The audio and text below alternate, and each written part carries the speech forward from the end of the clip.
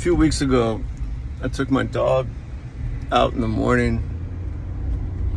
I live along a lake in the city,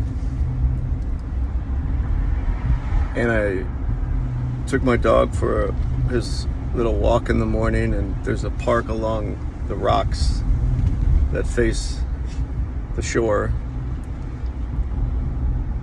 and I noticed there was a man lying down. He was asleep. Well, I didn't know if he was asleep or dead, to be honest with you.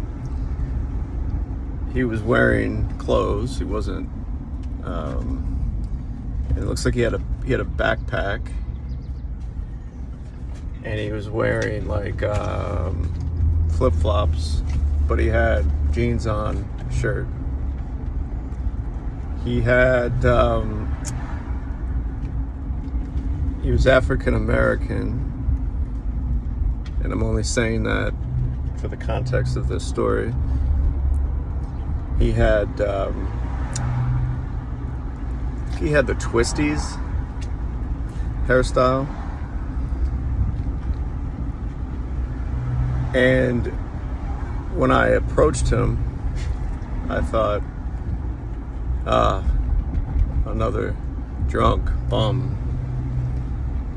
And then I was with my dog, and I kind of had to walk by him. I didn't have to. I could have gone a longer way, but I thought, well,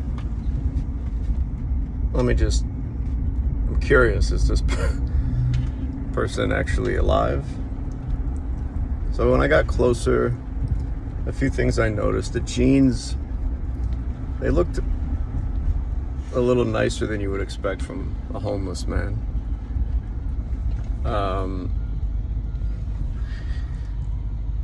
And I watched him, and I couldn't tell if he was moving or breathing, honestly. And I walked past him, and then I thought, well, two things. One, geez, if he's dead,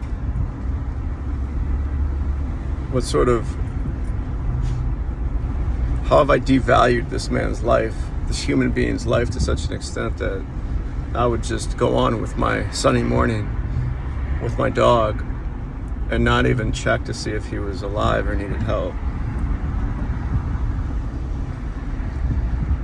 And, if he was alive, he probably does not recall falling asleep there. And maybe he could use a little help. So I sat there for a few seconds, tugging me one way versus the other. And of course you have to be careful. He had a backpack. You don't know. Especially these days, you don't know what's in that backpack. You don't know how he's going to react if you check on him. But I did have my dog, so that was some level of security. So I decided to go back, and I nudged him with my foot, and just said, hey man. And thank God he moved, he woke, he looked really confused and disorientated. And I said to him, are you okay? I said, are you okay? Yeah, where am I? And I told him where he was. He said he had, I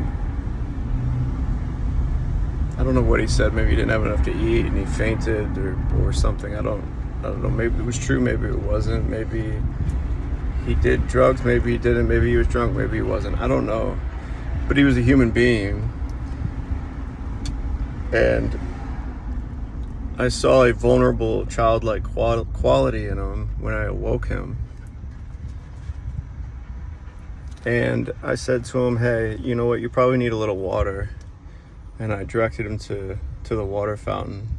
I said, before you get on with your day and find your way home, I said, just try to drink some water. There's a good fountain right there. He said, thank you. He seemed shocked at the generosity and the thoughtfulness. and appreciative. I share this story because decisions that we make are complicated. If I would have carried on, some might have called me a racist. Others would have said, well, that was the right thing to do. You have to be careful. You don't know how. Jackass. Sorry. People are driving into me. Yeah, I think that was good enough for the story.